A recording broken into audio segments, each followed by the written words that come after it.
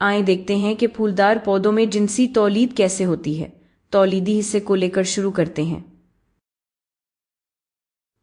تو دو اہم تولیدی حصے ہیں۔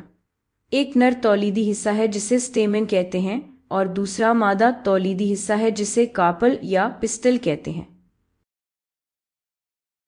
اب میں سٹیمن کو نر تولیدی حصے اس لیے یاد رکھتی ہوں کیونکہ اس میں مین کا لفظ آتا ہے اور یہ مجھے یاد رکھنے میں مدد دے گا۔ اب جب مادہ تولیدی حصے کی بات آتی ہے تو آپ سوچ رہے ہوں گے کہ کارپل اور پسٹل کیا ایک ہی چیز ہیں؟ ایسا بالکل نہیں ہے، اور یہ فرق اس وقت نظر آتا ہے جب ایک سے زیادہ کارپلز ہوں۔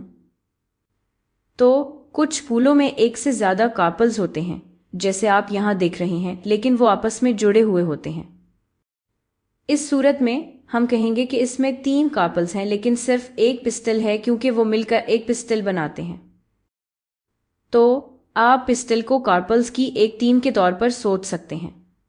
یہاں میرے پاس 3 کارپلز کی ایک ٹیم ہے، لیکن یہ بھی ممکن ہے کہ ہمارے پاس 3 کارپلز ہوں جو الگ الگ ہوں، یعنی آپس میں جڑے نہ ہوں۔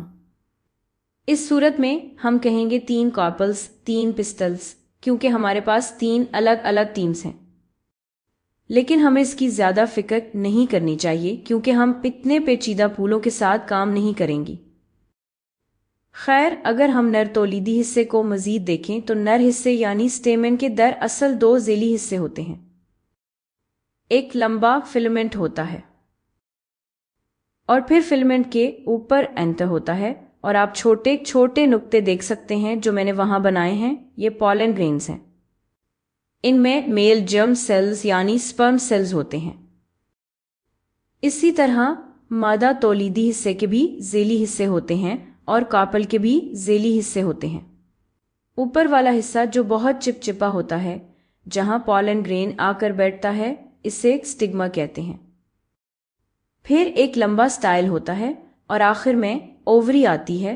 اووری میں انڈے ہوتے ہیں۔ آپ یہاں بہت چھوٹے چھوٹے ڈھانچے دیکھ سکتے ہیں، یہی وہ جگہ ہے جہاں انڈے ہوتے ہیں۔ اور جنسی تولید کے لیے کسی طرح پالن گرین کے اندر سپرم سیلز کو اووری کے اندر موجود انڈے تک پہنچنا ہوتا ہے، اور ہم جلد ہی دیکھیں گے کہ یہ کیسے ہوتا ہے۔ لیکن اس سے پہلے آپ سوچ رہے ہوں گے کہ کیا پھولوں میں نر اور مادہ دونوں حصے ایک ساتھ ہو سکتے ہیں؟ کچھ پھولوں میں ایسا ہوتا ہے اور کچھ میں نہیں ہوتا۔ کچھ پھول جیسے مثال کے طور پر للی کا پھول، اس میں نر حصے بھی ہوتے ہیں جو آپ یہاں دیکھ سکتے ہیں۔ آپ سٹیمن دیکھ سکتے ہیں اور خوبصورت پیلا انتر بھی نظر آ رہا ہے، اور اس میں کارپلز بھی ہوتے ہیں۔ آپ یہاں کارپلز دیکھ سکتے ہیں۔ تھوڑا مشکل ہے دیکھنا، لیکن اس میں دونوں حصے ہوتے ہیں۔ ایسے پھولوں کو بائی سیکشول پھول کہتے ہیں۔ اور زیادہ تر عام پھول جن کے بارے میں آپ سوچتے ہیں جیسے گلاب، للی، سورج مکھی، یہ سب بائی سیکشول پھول ہوتے ہیں۔ دوسری طرف اگر آپ پپیتے کے درخت کے پھول دیکھیں تو یہاں آپ کو صرف کارپلز ہی نظر آئیں گے۔ آپ یہاں صرف کارپلز ہی دیکھ سکتے ہیں۔ اصل میں اگر آپ غور سے دیکھیں تو آپ کو 2 کارپلز آپس میں جڑے ہوئے نظر آئیں گے، یعنی ایک پسٹل 2 کارپلز، دوسرا پسٹل 2 کارپلز، لیکن اس کی زیادہ فکر نہ کریں۔ تو یہاں آپ کو صرف مادہ حصے ہی نظر آتے ہیں، لیکن ایک اور پپیتے کے پھول میں آپ صرف پھر سے خوبصورت پیلے نر اینٹرز کو دیکھ سکتے ہیں، تو یہ نر پھول ہے۔ یہ وہ پھول ہیں جن میں صرف مادہ یا نر حصے ہوتے ہیں۔ ایسے پھولوں کو یونیسیکشول پھول کہتے ہیں۔ اور جب یونیسیکشول پھول کی بات ہو تو بڑے پھل اور سبزیاں جیسے تربوز، کدو، پپیتا ذہن میں رکھیں۔ یہ سب عام طور پر یونیسیکشول پھول رکھتے ہیں۔ اب واپس آتے ہیں اپنے سوال پر، ان پالن گرینز کے اندر سپرم سیل اووری کے اندر موجود انڈوں تک کیسے پہنچتا ہے؟ تو اس کے لیے پالینیشن کا ہونا ضروری ہے۔ پالینیشن وہ عمل ہے جس میں پالن گرینز جا کر سٹگما کے اوپر بیٹھتے ہیں، اور اس کے ہونے کے کچھ مختلف طریقے ہیں۔ مثال کے طور پر ایک طریقہ یہ ہو سکتا ہے کہ ایک پھول کے پالن گرینز इसी फूल के स्टिग्मा पर जाकर बैठ जाए। ये एक इम्कान है। एक और इम्कान ये है कि एक फूल के पॉलन ग्रेन्स जाएं और किसी दूसरे फूल के स्टिग्मा पर जाकर चिपट जाएं, लेकिन वो इसी पौधे या इसी दरख्त के हों। और तीसरा इम्कान ये है कि आपके पास पॉलन ग्रेन्स हों जो एक फूल से जाएं और किसी बिल्कुल मुख्तलिफ पौधे, दरख्त या दूसरे फूल के स्टिग्मा पर जाकर बैठ जाए।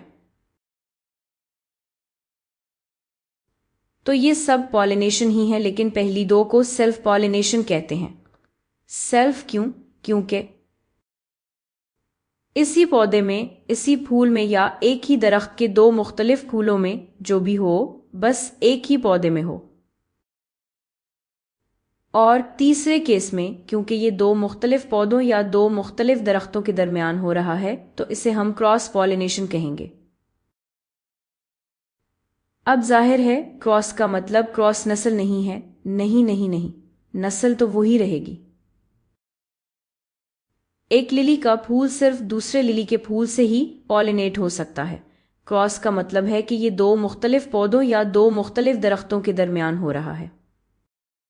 लेकिन ये पॉलिनेशन होती कैसे है? आम तौर पर यह हवा के जरिए होती है, या फिर यह हशरात के जरिए भी हो सकती है। हशरात को फूल पर बैठकर इसका रस चूसना बहुत पसंद है ना?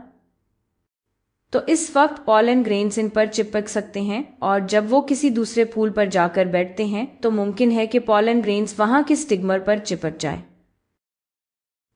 लेकिन इसके बाद क्या होता है, इसके लिए आइए तस्वीर को बड़ा करते हैं। हमारे पास पॉलन ग्रेन स्टिग्मा पर बैठा हुआ है, ये पॉलिनेशन है, और पॉलन ग्रेन के अंदर स्पर्म सेल्स हैं और यहाँ ओवरी के अंदर एग सेल्स या अंडे हैं।